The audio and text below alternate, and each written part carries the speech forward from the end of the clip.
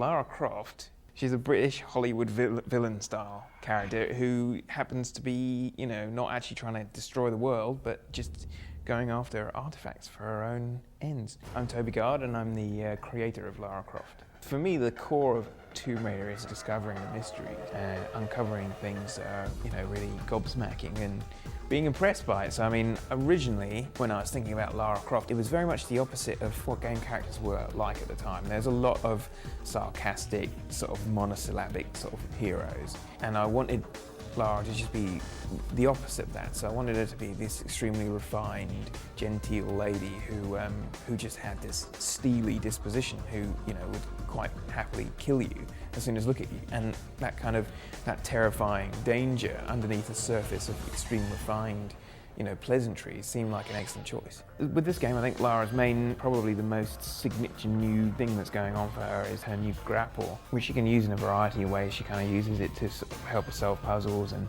she uses it to some extent as a weapon, and she can use it to swing around the place as well, so she can actually jump and grapple, because we have a physics-based world, so she can use it to really affect the environment in all sorts of different ways. You can be quite creative with it. It's a good tool.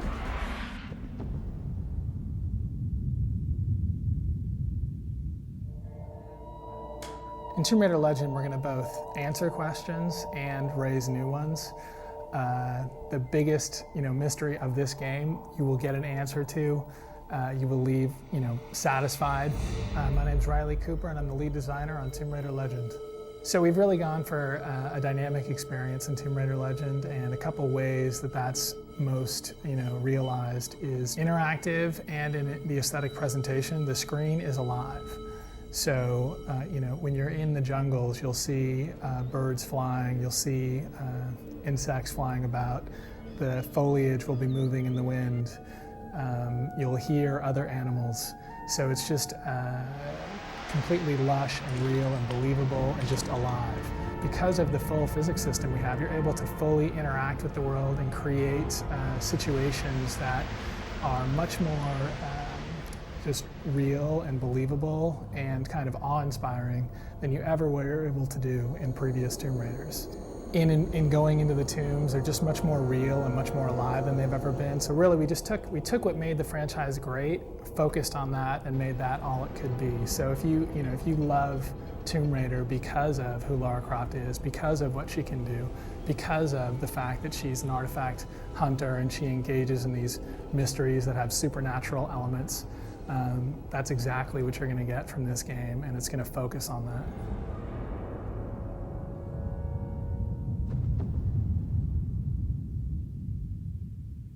Well, Tomb Raider's always been about exploration and finding those remote corners of the world that the world has forgotten about. My name is Eric Lindstrom, and I'm a game designer and story editor.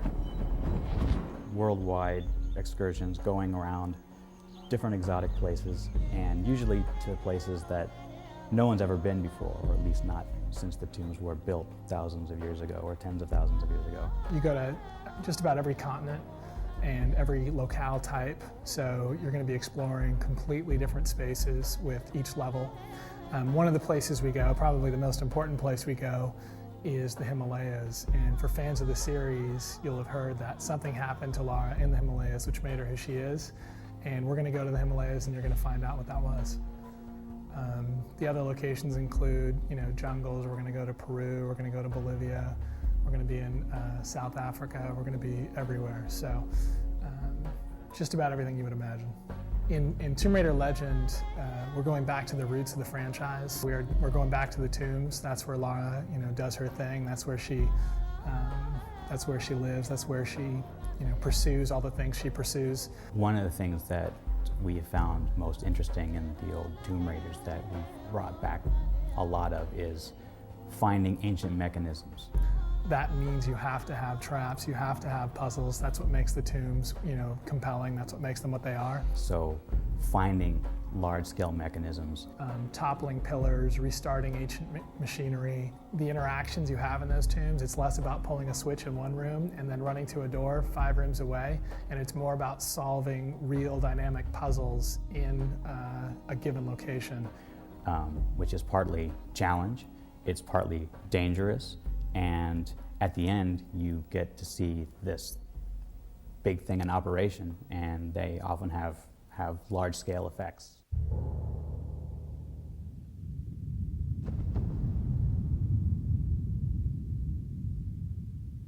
In the original Tomb Raider, it was my goal to make a character who was very solid, who animated very smoothly and didn't have a lot of snaps and jerkiness to her. And that was because, again, a reaction to what was around at the time, which is that people didn't care too much about animations. They didn't care about whether or not people's feet slipped around the world and all sorts of stuff like that. There's a huge step forward in the animation technology we're using in this game because, whereas before Lara would smoothly animate, but she would be very sort of unresponsive, we now have that smooth animation, but with great responsiveness and great intuitiveness as well.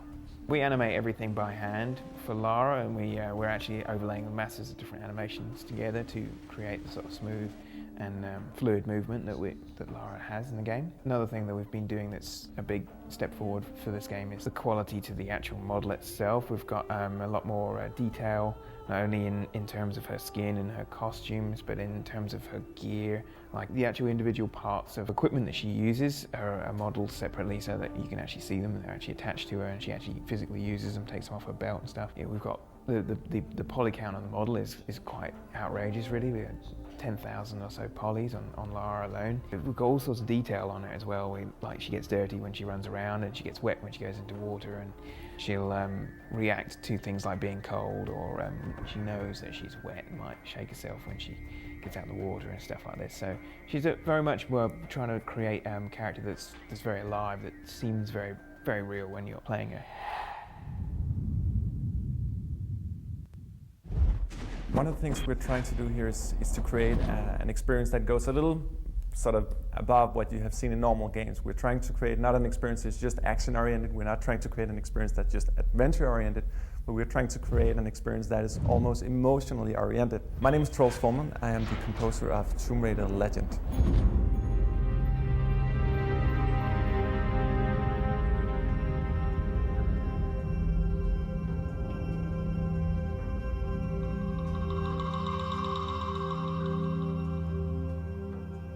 So we're taking this very well-established brand, Tomb Raider, and really trying to sort of put it in the next generation. What we did was to go back and do analysis of the old games, the prior games.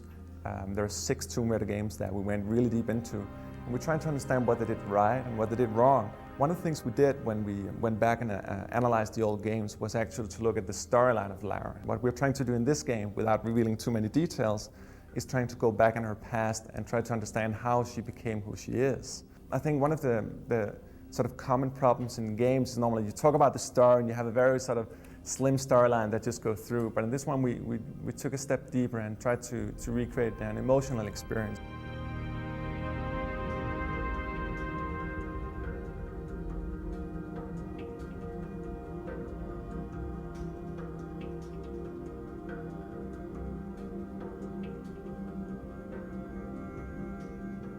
I went back and looked at the soundtracks for the previous games and how they worked in the game. Again, what they did right and what they did wrong. We went back to the movies, the 2 movies, and tried to look at that soundtrack as well. And we sort of established a template for what we wanted to do in this game. So in particular, what we did was we decided that all main characters should have their own theme. All destinations have their own themes as well. We're using what we call a signature instrument from that particular region of the world. There's a lot of different destinations in the game, and we actually went out and did actual recordings of them. What we tried to do here was actually to go in to discover a new dimension of how you can do game scoring. It's something that I call micro scoring. The idea is that you sort of, if there's a slight change in the environment, if there's a slight change in the lighting, if there's a slight change in the camera movement, what happens with the music is that it sort of changes or adapts to it. Let's say she starts to just walk normally, right? So the music will be slow. Once she starts running, the music will adapt to that. You'll have maybe a pillar breaking down with some stones coming down her. That's going to be scored as well. So the idea of micro scoring is to take all the different small aspects in the game and compose for them actually. So we need to micro score all the different things here in this environment and actually make a full musical experience out of it.